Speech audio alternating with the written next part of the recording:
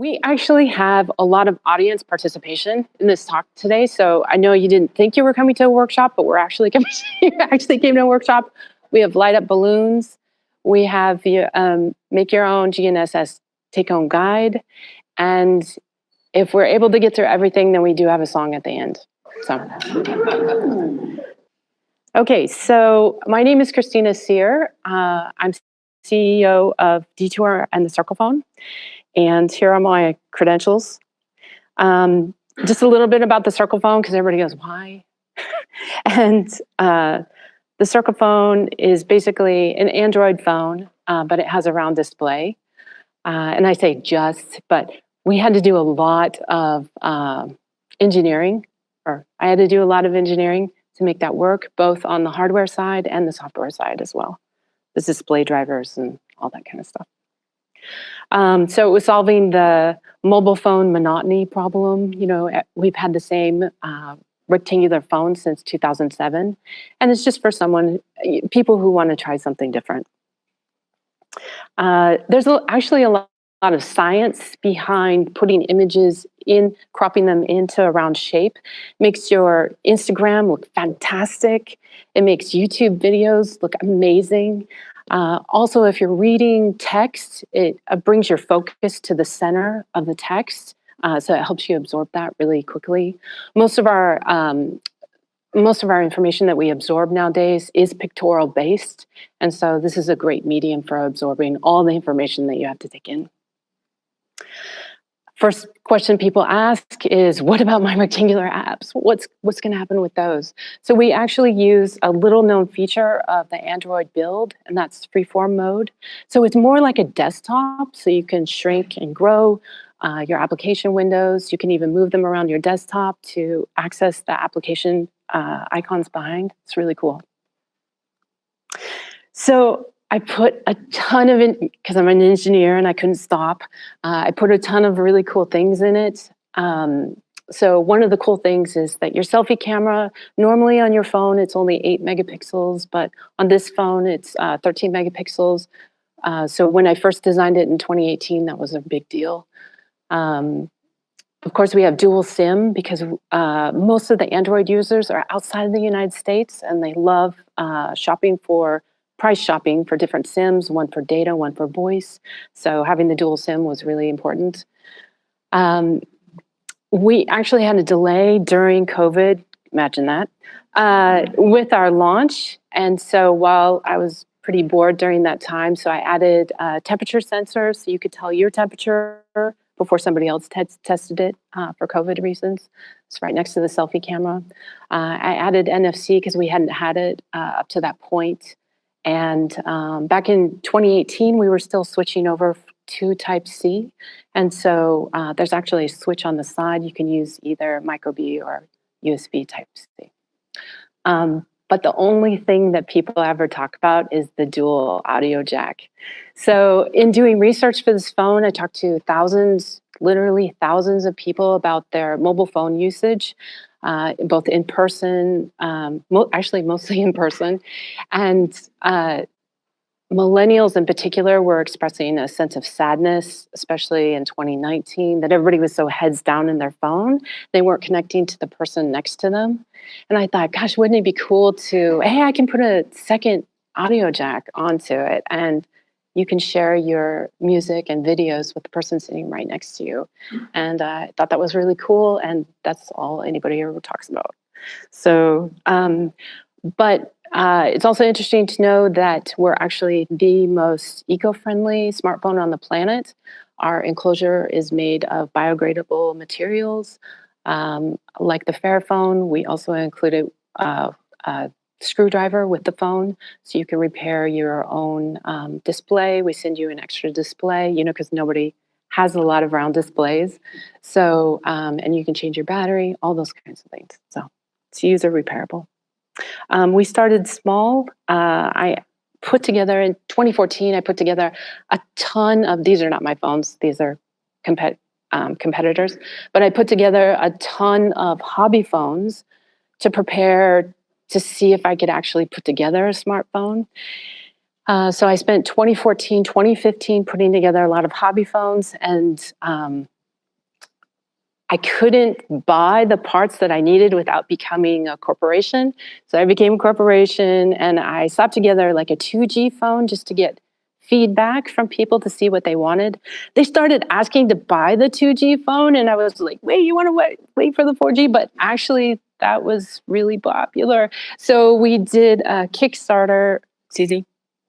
I said a bad word in this room. Sorry. We did a crowdfunding campaign, and it was huge. It was successful. We delivered all the units in 60 days. So it was really a great way to start. I think that slide got moved.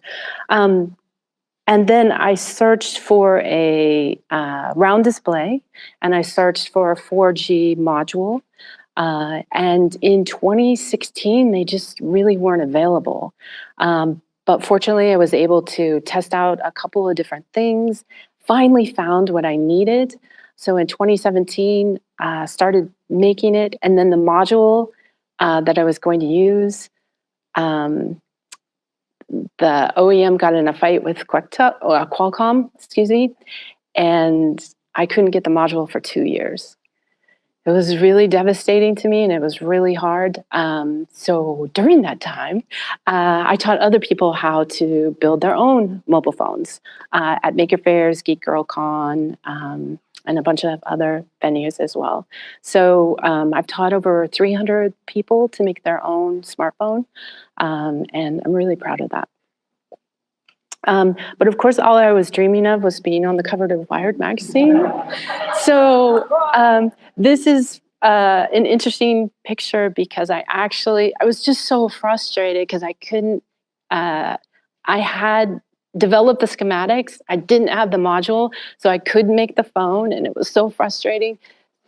This is actually taken in my bathroom with a wooden model of the model that actually I was able to build the following year. So it's great.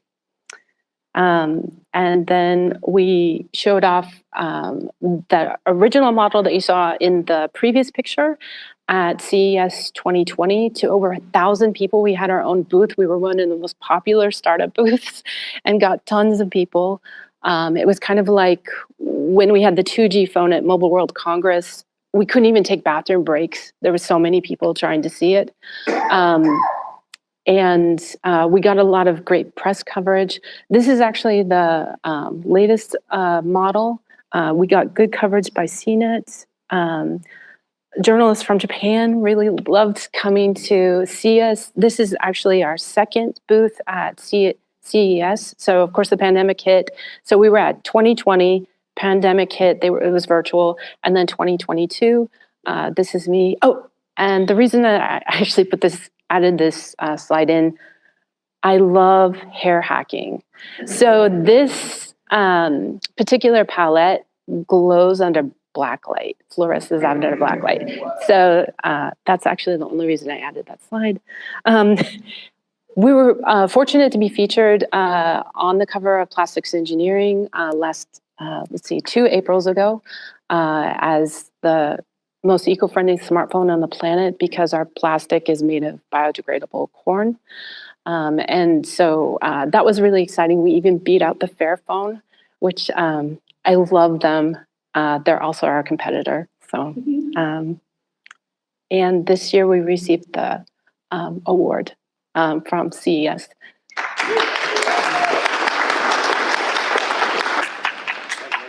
So this is really meaningful to me as a woman to get this award. It's hard for me not to break down about that. So thank you.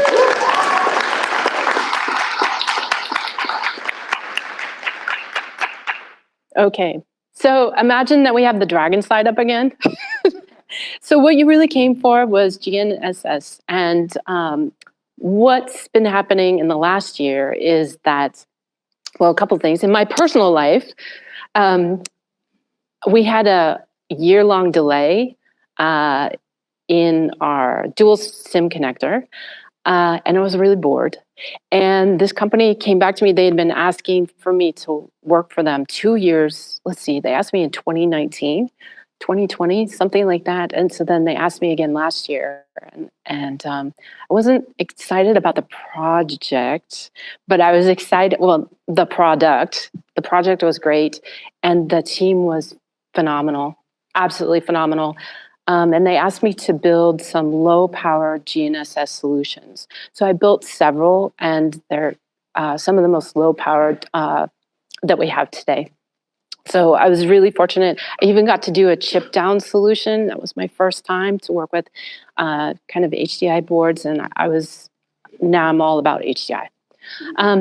But after this talk, I'm just trying to give everybody a primer. So probably most of you know a lot about GNSS already, but some of you may not. So this is kind of the intro to catch everybody up to the same place.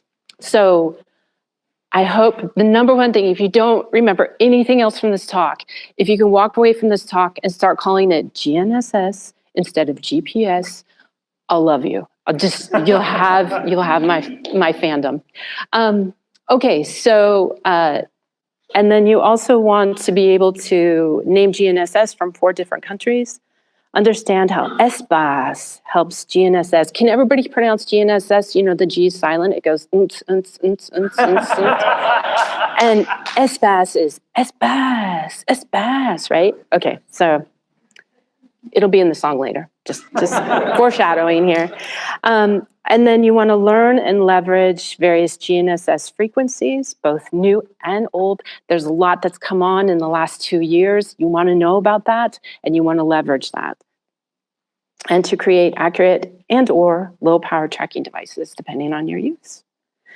So, these are the prizes. Can you get the balls out, please? Thank you. Okay, could please someone name one thing that you can track with GNSS? And you get a prize. Battleship. Cars, excellent. Battleship, excellent. Cows, children, excellent. Yep, okay. So, dirty little secret. A lot of companies came forth with child tracking devices about, 6 years ago? I think there were 3 more. Hey, raise your hand if you actually responded. You get actually a prize. So just keep your hand raised. So, this is actually my son, Cole Page. Can everybody give him a hand? Yeah. So, thank you.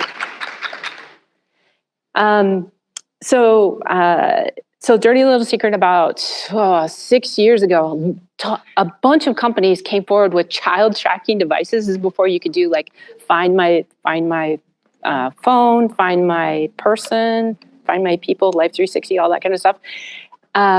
But retailers would not sell it for liability reasons, because if the child got lost and the tracking device did not work, it was a huge issue. So instead, they remarketed it as pet tracking devices.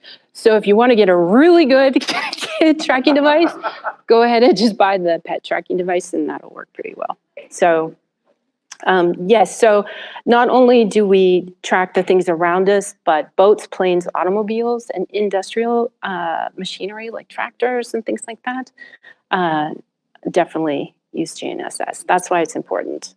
So how GNSS works. So, the name showed up before the dragon. Okay, so here's our dragon, and I named him Rover because in GNSS, the targeted device that you're trying to measure if GNSS is working on is typically called a rover. And so I really wanted to name him Henry, but we're going to go with Grover today. Okay. And we're going to put the Dragon Tracker D-Track 100 on him.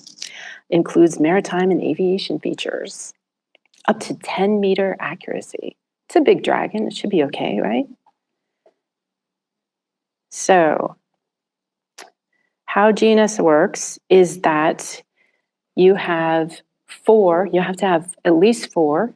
So you would think 3, because, X, Y, Z, 3, but it turns out you need 4 satellite readings to be able to get a targeted location. And then basically you compare the time that the signal was sent, and the satellite information will give you that, to this time that it was received, and that's your clock, and then measure the distance. So I'm still learning how to pronounce these, but I just stick with ephemeris. So it's the data that comes off of the satellite.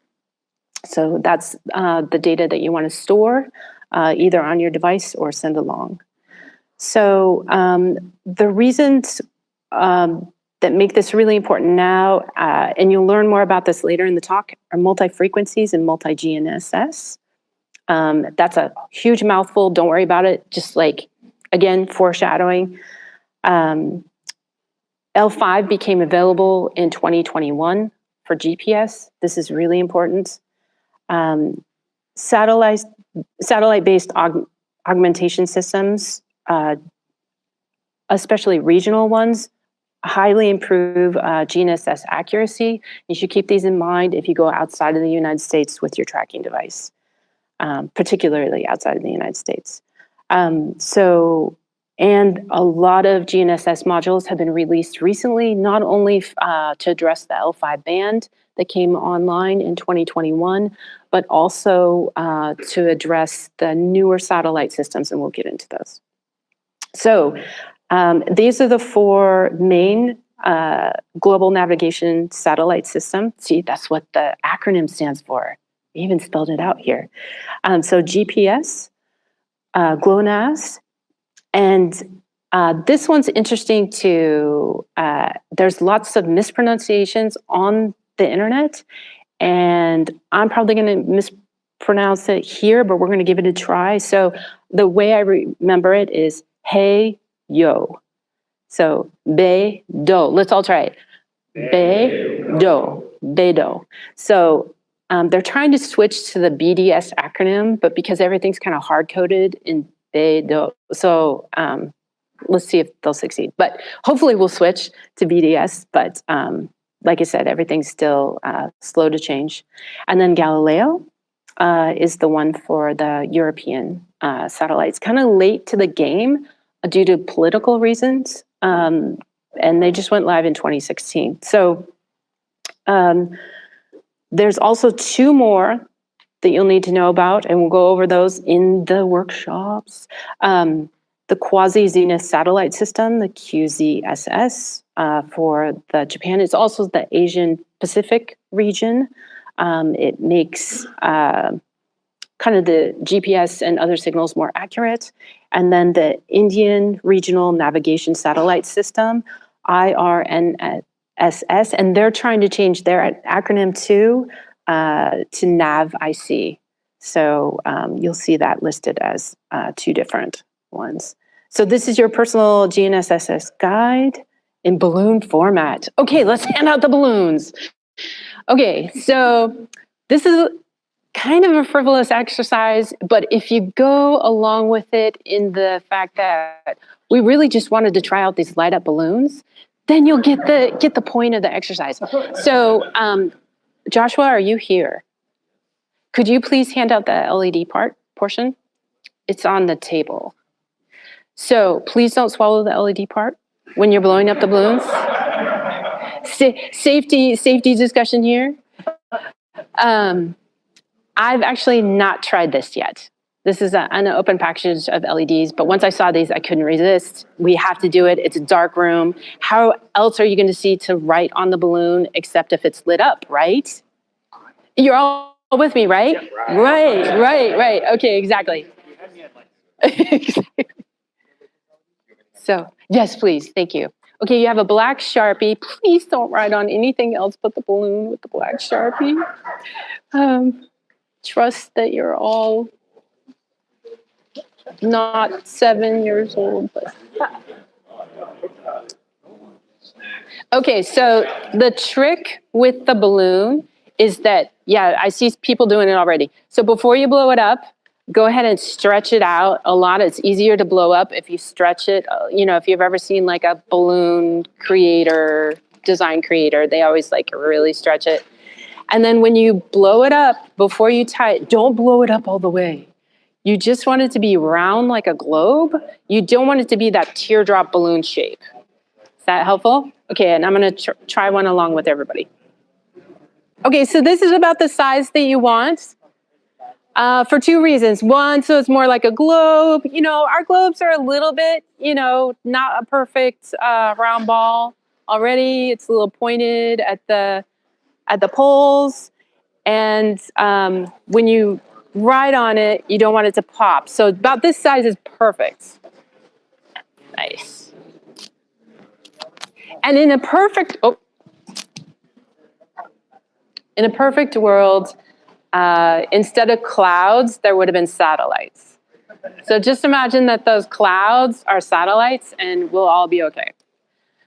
Okay, so in your perfect envision of the continents, just go ahead and draw the continents on there. And you only get 15 seconds. Oh, golly. I know.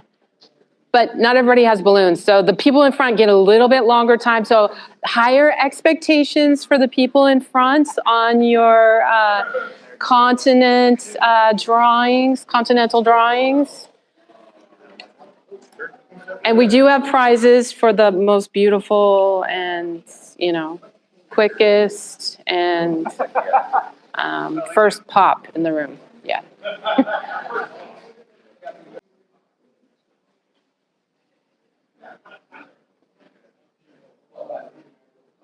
Okay, so here's our assignment for your own GNSS reference balloon.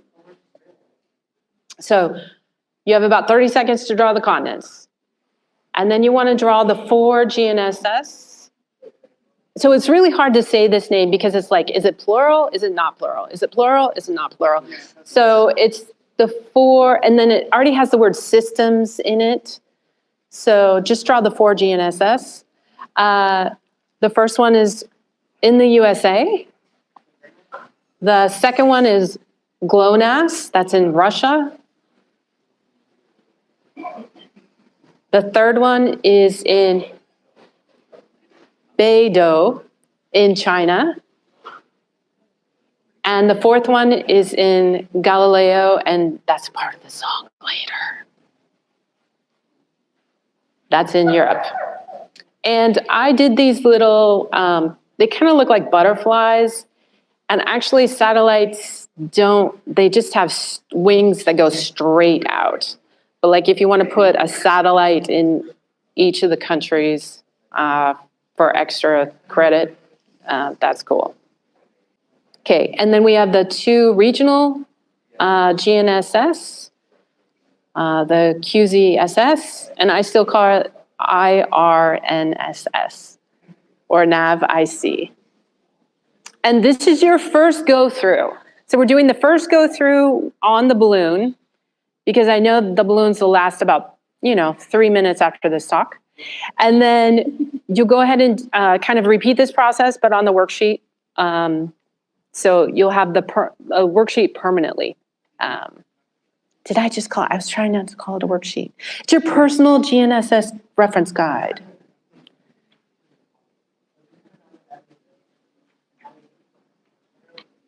Okay.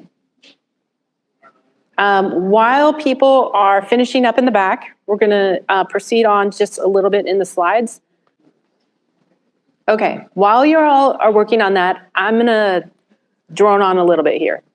So GPS constellation arrangements, they're typically about 24 satellites. They always have about 27 so that they can bring the extra 3 online just in case something goes wrong. But typically they're in 24 satellite configurations. This is what the GPS constellation arrangement looks like. So the only thing that you get from this slide that I want you to remember from this slide is it's a constellation. It's an artificial constellation. Now I'm going to show you a whole bunch of slides. You only need to remember one term. Satellite generations. Can you say that with me?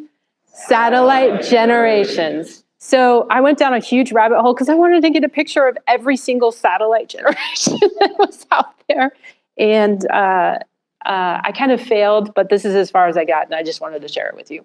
So the important part of this is that you want to keep in mind is that GPS 3F, these have special properties, and they've been coming on since 2021, and those are the ones that we want to start building around. They have new faculties, new advantages that we want to take advantage of. Okay, these are the satellite generations of Russia. Again, their newest generation has special properties as well. BEIDOU satellite generations. I couldn't find a lot of pictures of those. These, in this illustration, this happens to be incorrect.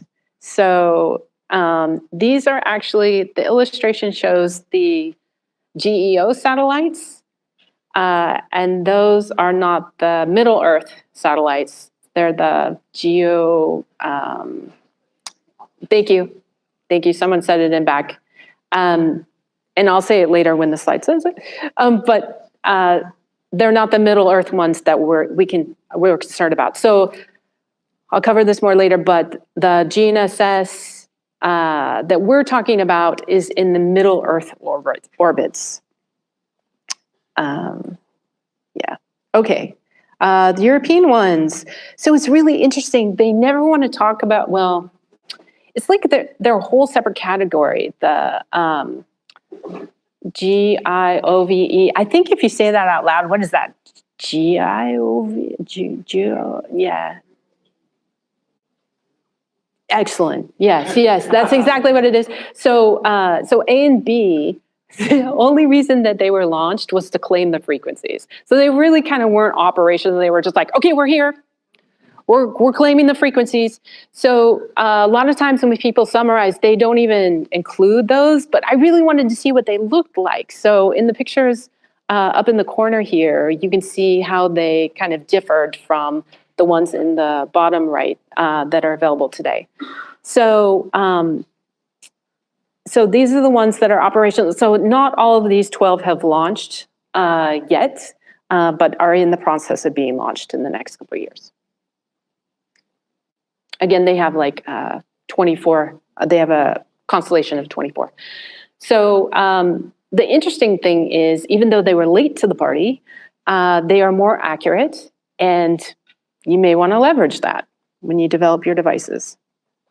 So who run, like, I was like, wait, who's in charge of all this? You know, it's all these different countries, you know, how do they not run into each other? You know, like who does the coordination, all that kind of stuff. So I didn't know there's United Nations Office for Outer Space Affairs. Kind of sounds like Men in Black, you know, like association. But this is a subgroup of that. So if you ever see the acronym ICG, that's the International Committee on GNSS. And they keep track of the cooperation between everybody. Oh, your personal GNSS guide. Time for the paperwork. Thank you. Okay, this one I recommend not writing on with that Sharpie that I just gave you, because it'll go right through the paper. If you don't have writing implements, we do have a few extra here. Just raise your hand if you do need one. If not, you could try fold your GNSS guide, but it will go straight through the paper onto the activity on the back too, so you kind of just want to work lightly. So this is when we go into the regional, how the regionals are different than the main GNSS.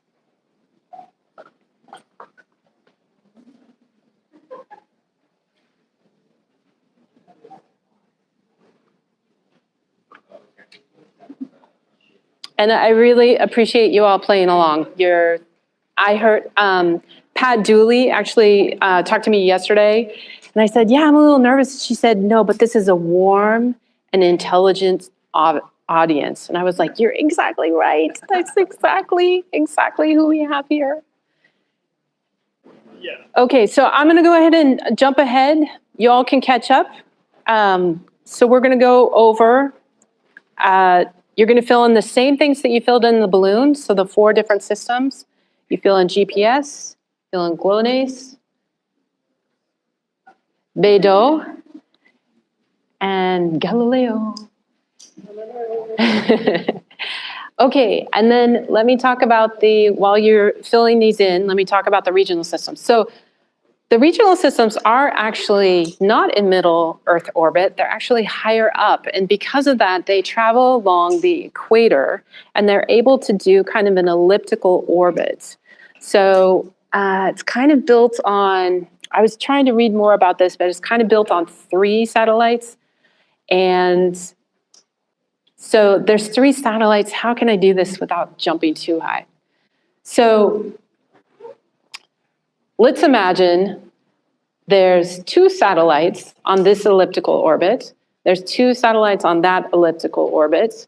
And then there's a satellite in the middle. So the 2 satellites on the elliptical orbit, I should have drawn this. One is on the bottom end of that ellipsis, and one is on the top end of that ellipsis. And then a third one is in the middle of 2 ellipses. So that's kind of how it functions. It wasn't explained really well. So that's as far as I've gotten with my understanding. If somebody else has a better understanding, I'd love to hear it after the talk. So what this does is it reads the GPS signals or any of the other GNSS constellations and feeds it back to those specific regions. So for the QZSS, it's for the Asian Pacific region, and it's not a perfect ellipsis or elliptic. I'm probably not using the wrong, I'm using the wrong word. The infinity symbol, and it's kind of bulbous down at the bottom. So anyways, we're kind of going off into the far reaches, but I did want to make you aware of those systems. Then there's a whole different category, SBAS, satellite-based augmentation systems. And these are, I explained this a little bit better later because I made up my own slide. I wasn't happy with this slide. This reference, but this was really cool too. I really liked his reference station here. It goes to the master uplink station, communicates with the SBAS satellite, and then it communicates with your rover, which is in this case the drone.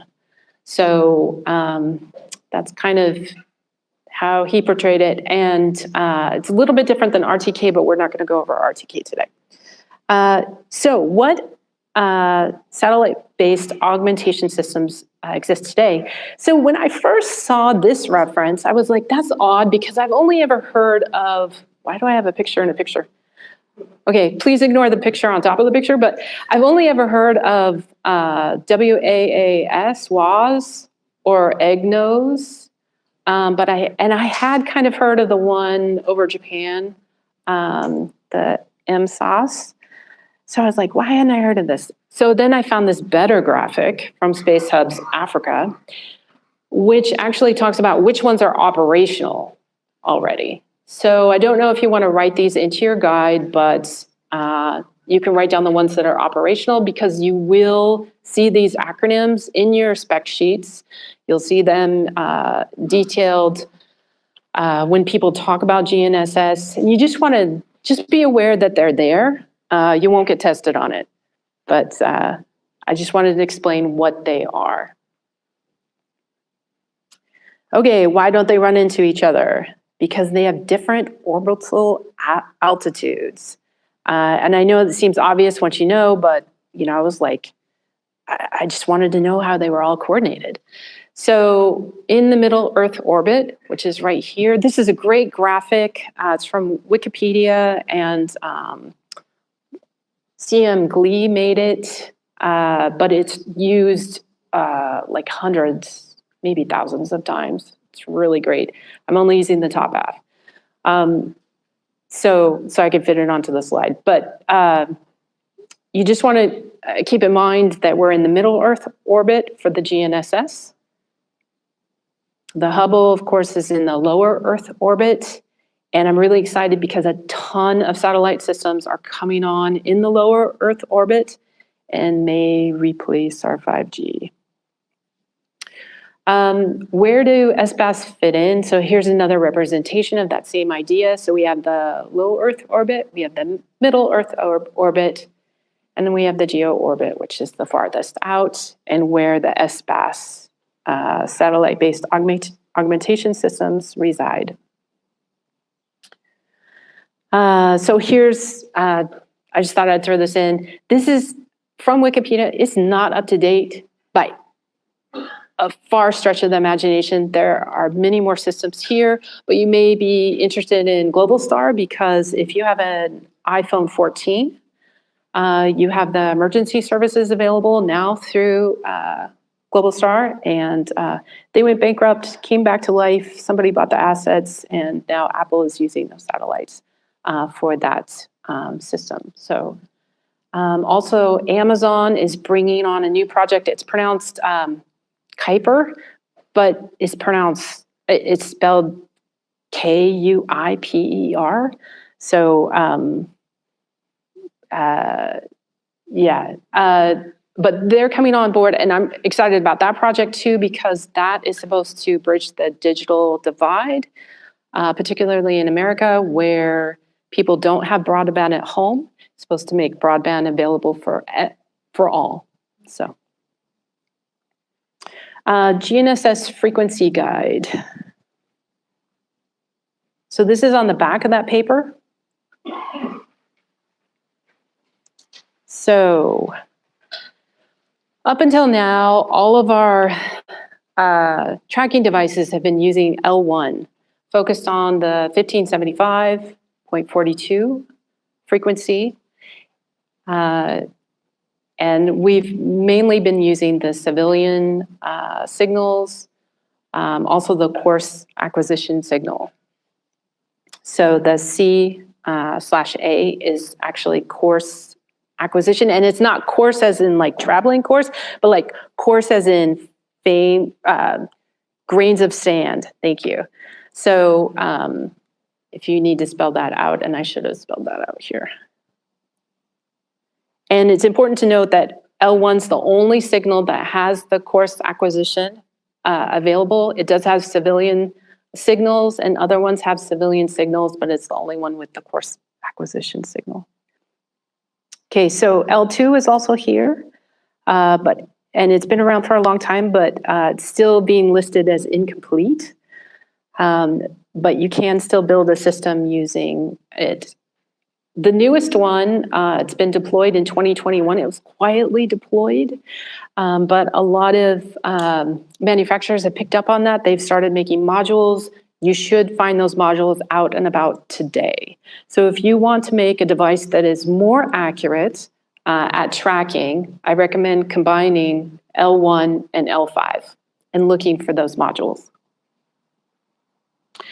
And I was like, well, but what about L3 and L4? So this is the explanation on that. So for nuclear reasons, L3 and L4 ionospheric correction, but we don't hear much about those signals these days. Okay, GNSS signal frequencies. I purposely made some places blank on your worksheet. Your job is to fill those in. Ready, go. Okay, we have, you want to focus on the upper L band because that's the one that all modules use.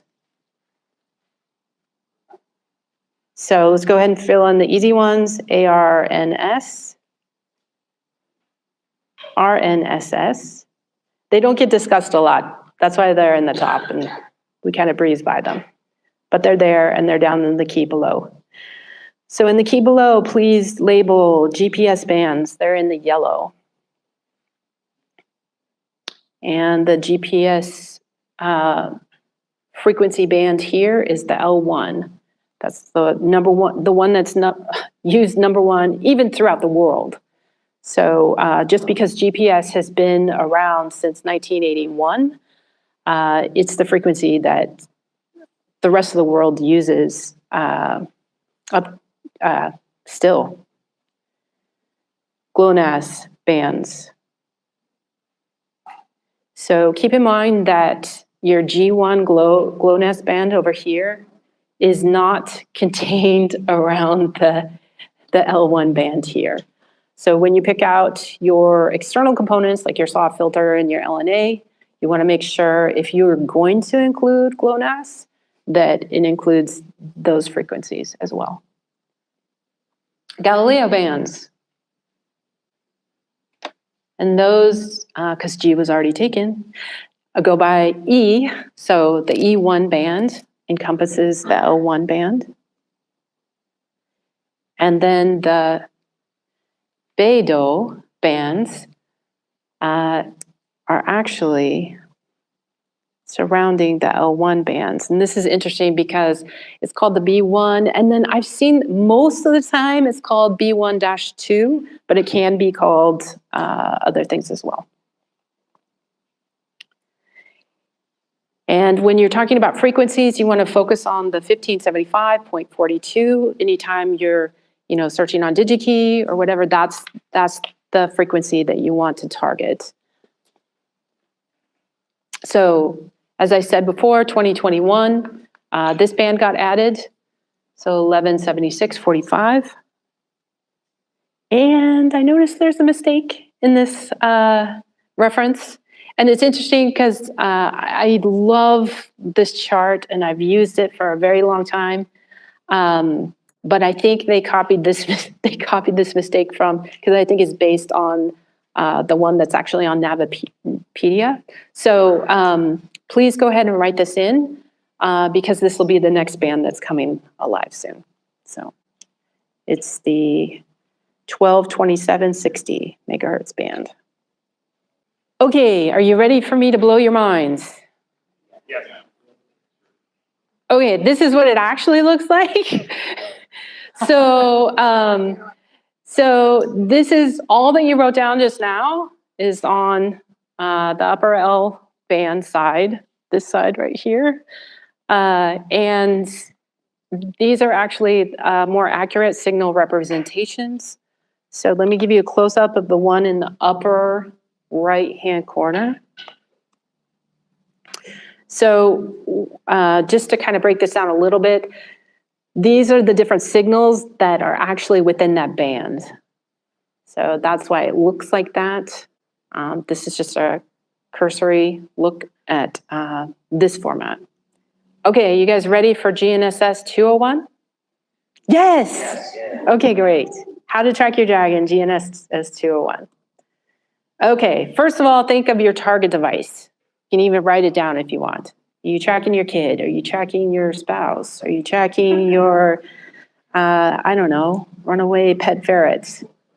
You need to ask yourself a couple questions.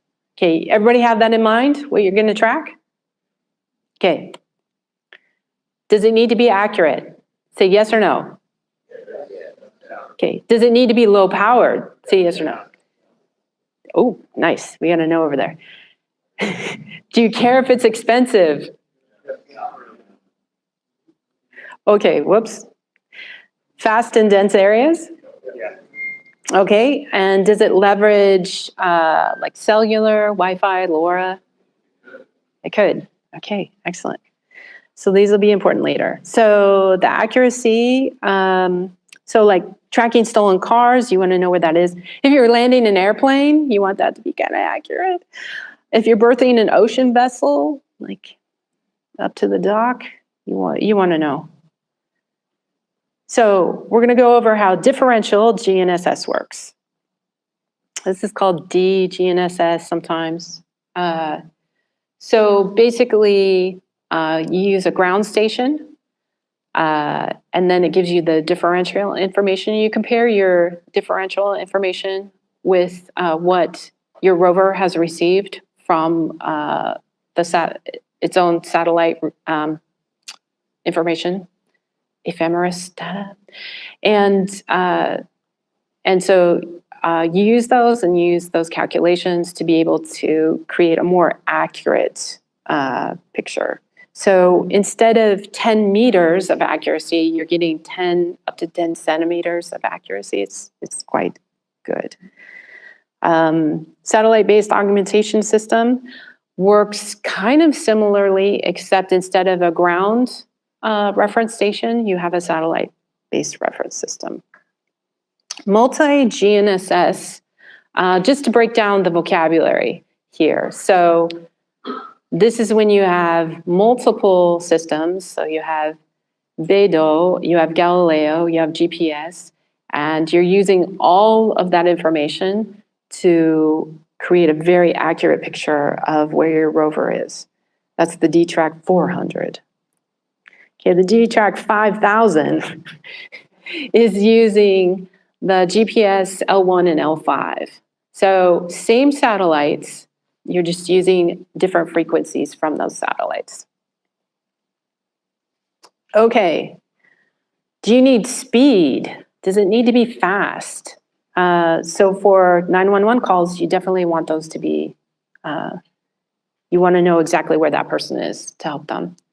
So some things you can do to augment your GNSS signal is to use Wi-Fi, LoRa, or cellular, and use the computational power of that. And they can give you ephemeris data. This is great, especially if your rover is in between buildings or trees, or just in spaces where it's hard to get a signal to. Frequently, you can feed that signal to them so that they have the ephemeris and almanac data already calculated and already fixed. Because sometimes when you're in these crowded areas, it can take more than 12 minutes to get a signal, and your battery's going to die. So it's helpful to augment it. So timing, it's the song time. It's time for the song, because we all need a break, right? I need a break. You need a break? Okay. Okay, so here's how the song goes. So who's ever been to camp? Has anyone ever sung like a camp song? Yep, yep. Okay, Joshua, I need you for this. Okay. Okay, do you mind coming up here with me? Okay, for those of you who may not know, I've been had the pleasure of working with Joshua Wise for the last year. Would you like to say anything about yourself? No. Okay, okay, okay. He will be singing along with, if you're singing along with him, you're singing the Galileo portion. Okay, but first I'm gonna warm up the crowd, okay? So we're gonna start on this side. And if you could just, when I stand in front of your row, if you could just copy what I'm doing, okay? This is news to me, by the way. Yeah, okay. You ready?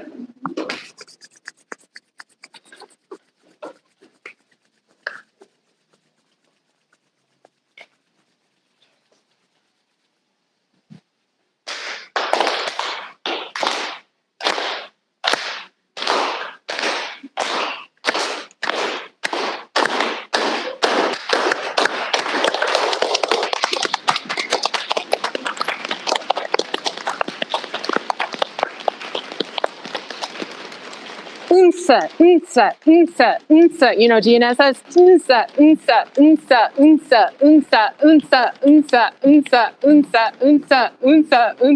S-bass, S-bass, S-bass, S-bass. Oh wait, that's not sexy enough, hold on. S-bass, S-bass, S-bass, S-bass, S-bass, S-bass, S-bass, S-bass, S-bass, and Galileo!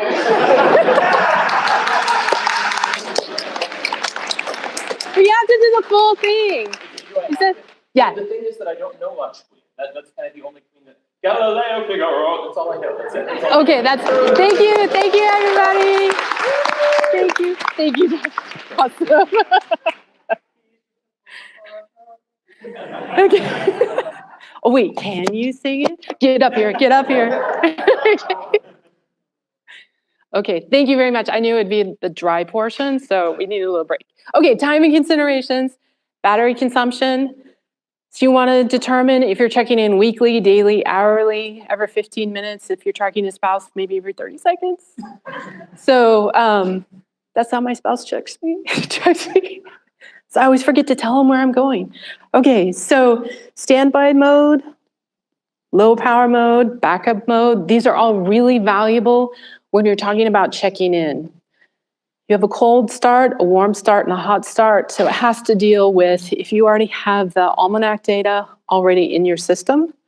So those are different, and depending on the module that you have, they may have slightly different definitions of those particular statuses. So you want to work with those for your timing considerations. So we had one module that it took them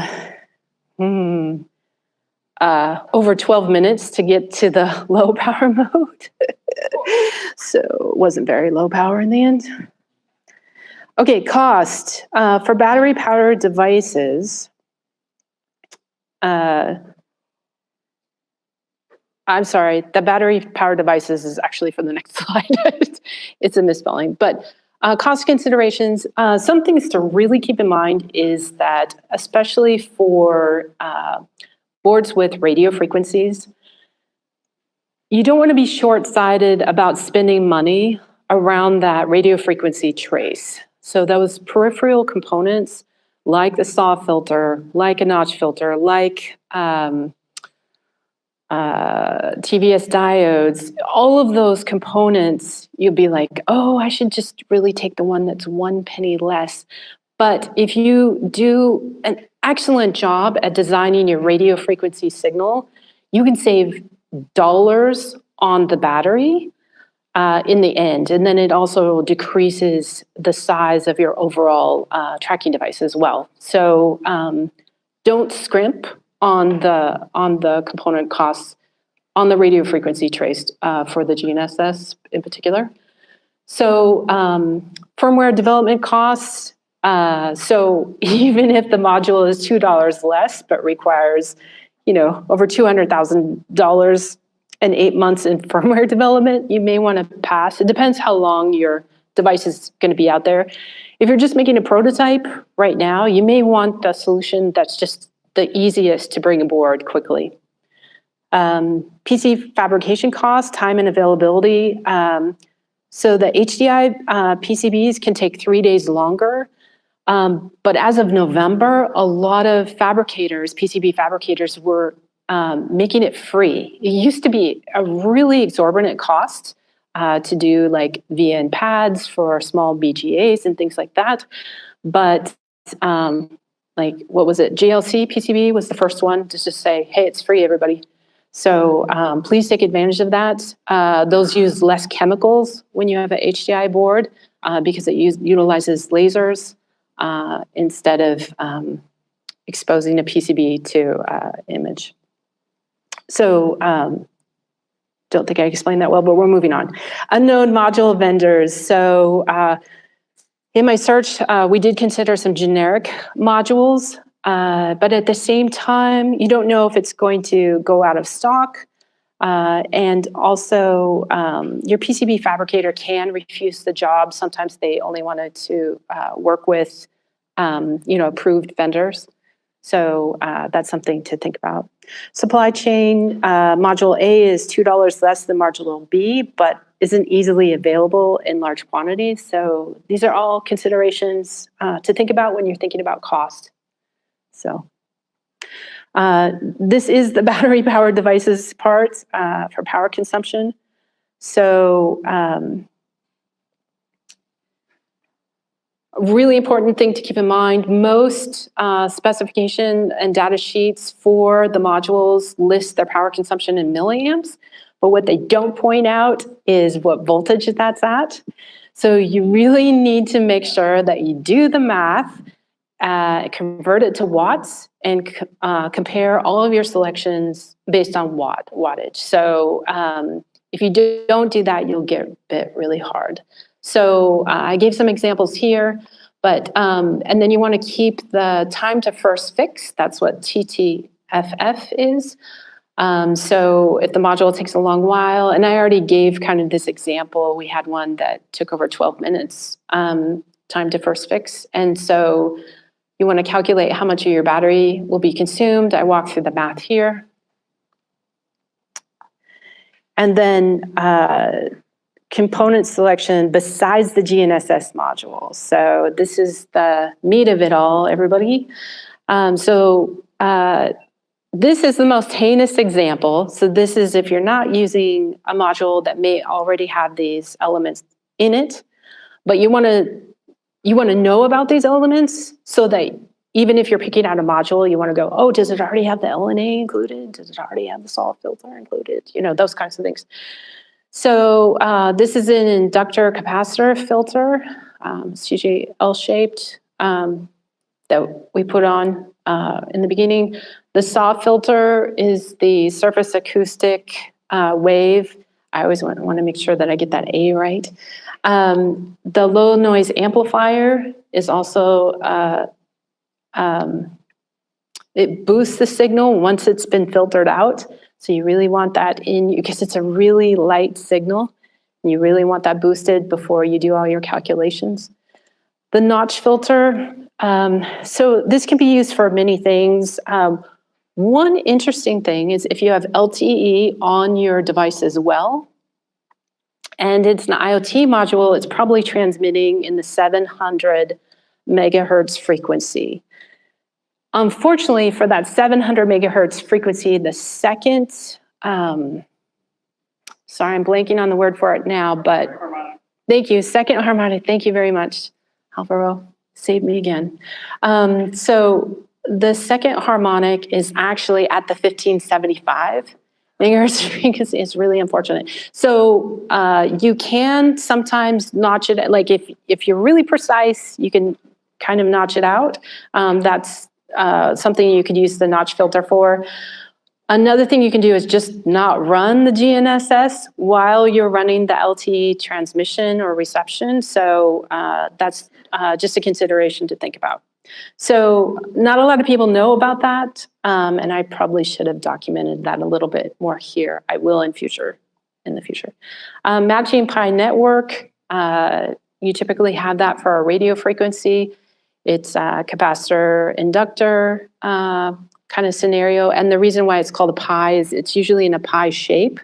So it has the capacitors going this way, and then you may have capacitors coming down or inductor depending on how you have your setup. And then the ESD TVS is really important if you have a UFL attached, like peel and stick antenna, and you're trying to test all these different peel and stick antennas. You want to make sure that, what's it called, the human body shock? There's a technical term for this, but you want to make sure that you don't fry your equipment. And so you want to make sure to put the ESD TVS diode on there as well. Sorry, that was a real rush through the overview though. Thanks for hanging with me. And then, yeah, decide which frequencies you will target. Particularly your SAW filter. Okay, yeah, I already covered all that. One, just PS, by the way, I learned that in the code, so for example, the original code that I was working with, everything was listed in GPS, even though we were starting to use other constellations. And so because of that, I wanted to change everything to GNSS, and I kept misspelling it. So to get around that, I noticed that there was another vendor that just used PS for positioning system in all their firmware. I highly recommend adopting this habit. And you'll be able to adapt when the low Earth orbit satellite systems come in. So the GNSS modules that are available today, the well-known ones are on the left, the lesser-known ones are on the right. If anybody has dealt with the lesser-known ones or ones I haven't even heard of, please let me know. I'd love to learn more. Because you're all here today, I'll give you the tip. So Sony and Skyworks, I would highly recommend just checking those out. You may not be able to afford them. They may not talk to you, but those are, and this is, I think this is it. Yeah, this is it. Thank you very much for your attention today. I really appreciate it.